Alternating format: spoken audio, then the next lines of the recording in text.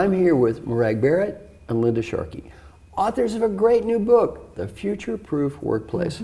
In looking at your wonderful book, one of the things you talk about is critical for the future is the role of technology and learning. Let's start with you, Morag.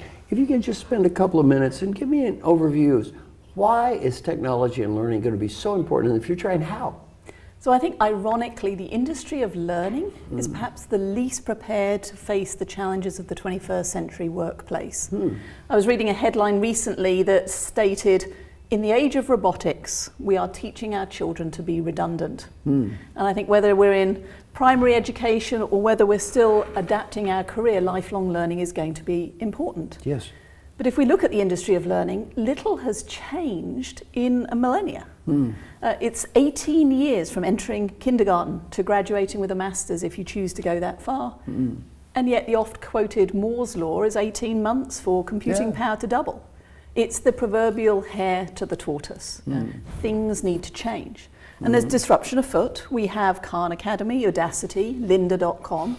Even the mainstream universities are digitizing their content. It reinforces the global talent pool that we're all now part of. If you have access to the internet, you have access to learning. And I think there is a compelling need for change from the 4-year degree. I believe the 4-year degree is, if not dead, it's dying.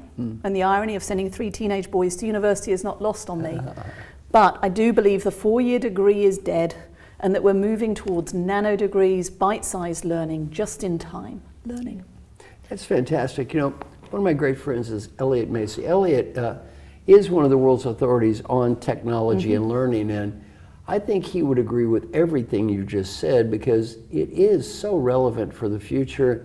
You know, it's such an opportunity for the future. And Elliot said, you know, we used to teach people through rote. Right. Memorization was the way to go. Right. I don't even know what my cell phone number is unless you know, you don't have to memorize anything today. Right. And people want instantaneous learning. And the workplace has got to adjust to that. The way we used to learn cannot be the way we learn going forward. And you know, one of my good coaching clients, Dr. Jim Kim, is president of the World Bank, and the one thing he is really focused on with technology and learning is spreading learning across the bank. It used to be much more siloed. Yes. And that's back to relationships, back to leadership, back to culture.